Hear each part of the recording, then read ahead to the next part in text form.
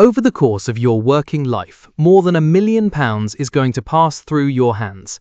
If you earn an ordinary British salary across an ordinary British career, the total you'll take home, hold, spend and move around will comfortably clear 7 figures. You will handle more money than most lottery winners ever see. And at no point, not in school, not at work, not from the state, is anyone going to sit you down and teach you how to do it. That's the strange arrangement you were born into. You're handed the largest financial responsibility of your life and quietly expected to work it out as you go.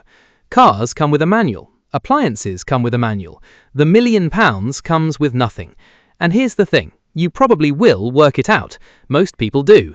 They just tend to work it out slightly too late to get the full benefit, after the moment when the knowledge would have done them the most for them has already passed. I'm going to walk you forward through your own financial life and stop at the specific moments where the lesson is sitting right in front of you, waiting to be missed. Because that's how these lessons actually work. They don't hide, they stand in plain sight at ordinary moments, wearing a disguise so boring that you look straight past them.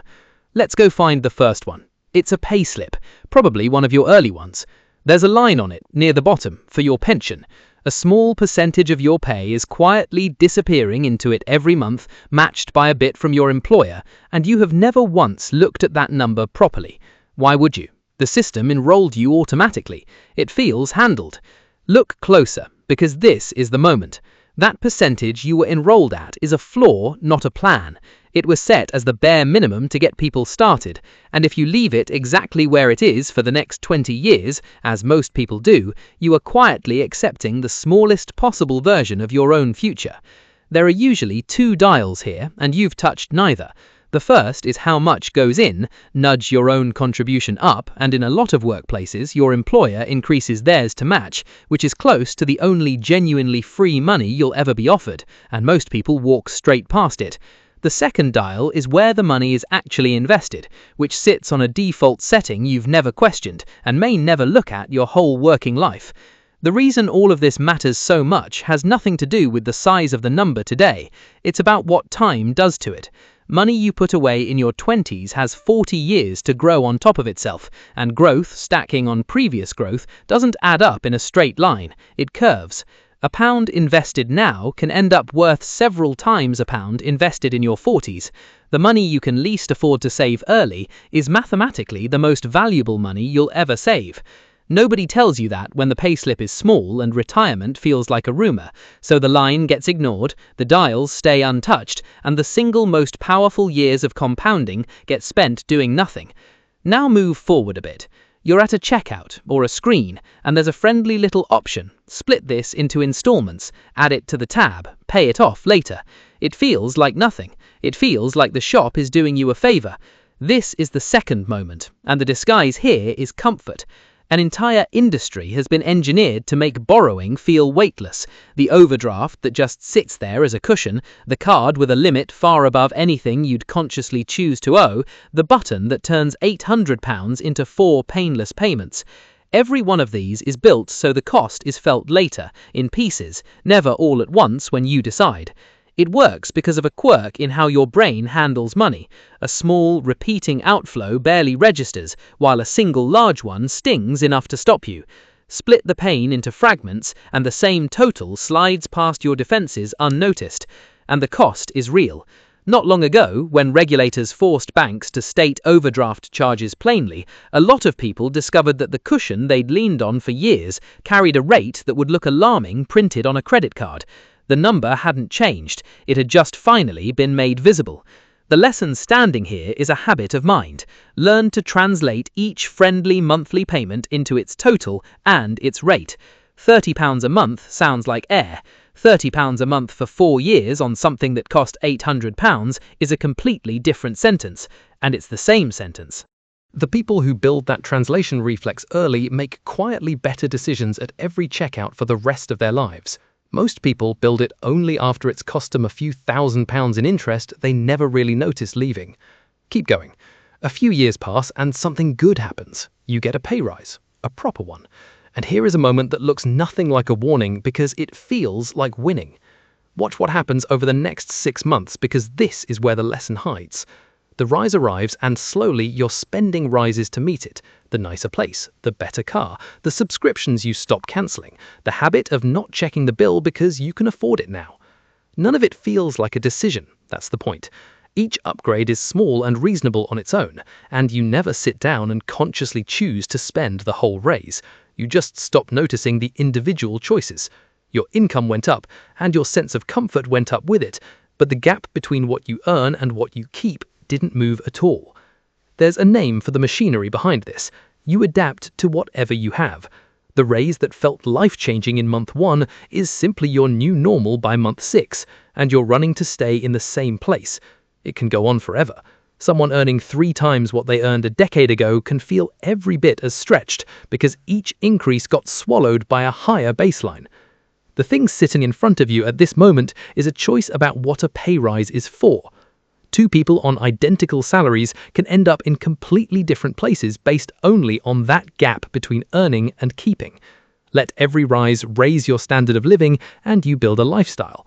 Let some of every rise raise how much you set aside and you build options. And options turn out to be worth far more than lifestyle the first time something goes wrong, which, across a long enough life, it always eventually does. Which brings us to the next moment, and this one is a savings account that makes you feel responsible. You've been good, you've built up a decent balance, sitting safe, going nowhere. It feels like the sensible thing. In one specific way it is, and in another it's quietly costing you. Here's the fork. Money you might need soon absolutely belongs in cash, safe and reachable. We'll get to why in a second. But money you won't touch for a decade or more left sitting in cash slowly loses value because the cost of everything tends to rise faster than a savings account pays out. Standing still in real terms means going backwards. The lesson in front of you is the difference between saving and investing, and the fact that, historically, money spread across a broad, low-cost fund tracking the global stock market has grown substantially faster than cash over any long enough stretch.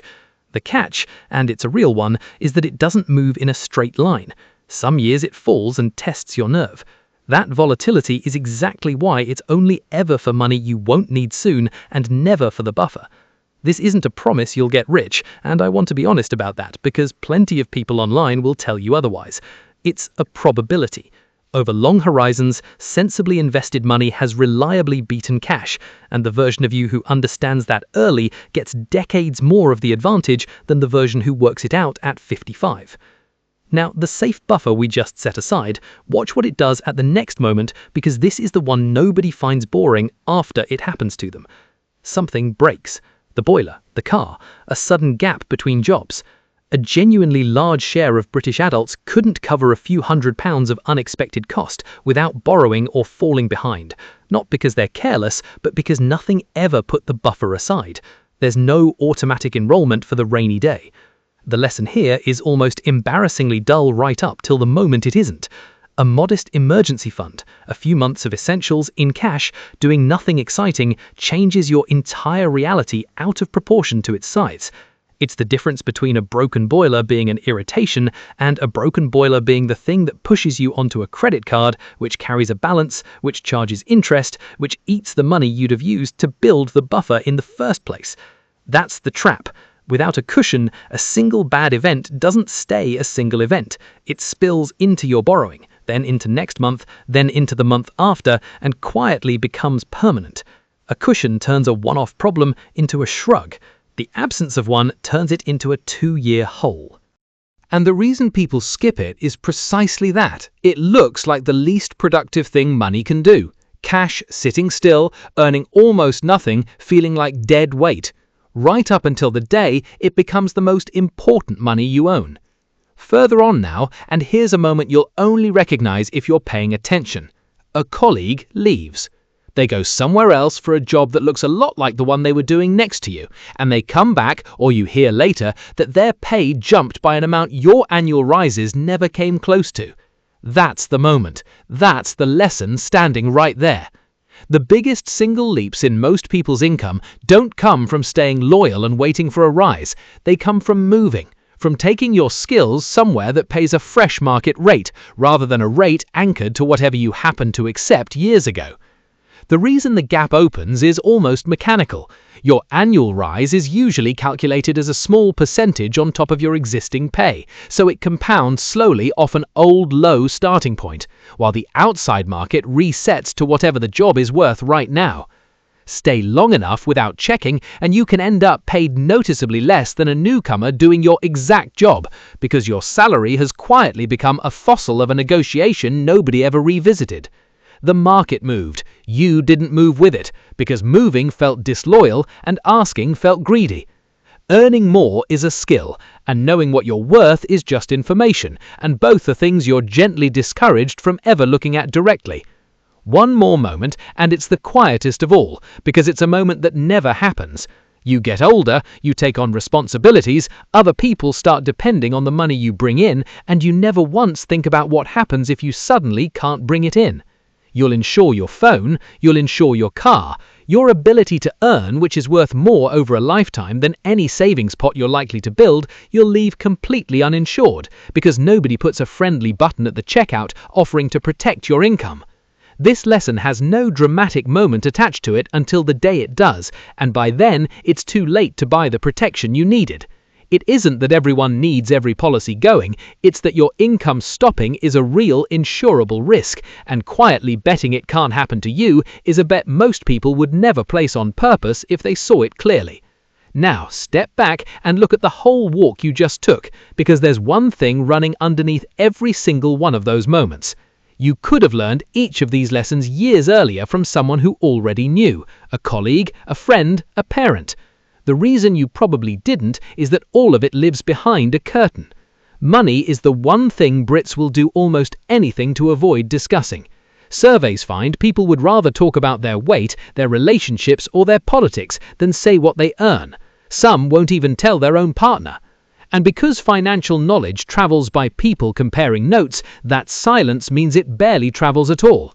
Everyone reinvents the same wheel privately, in their 30s and 40s, usually just after making the exact mistake the person beside them made a decade earlier and never mentioned.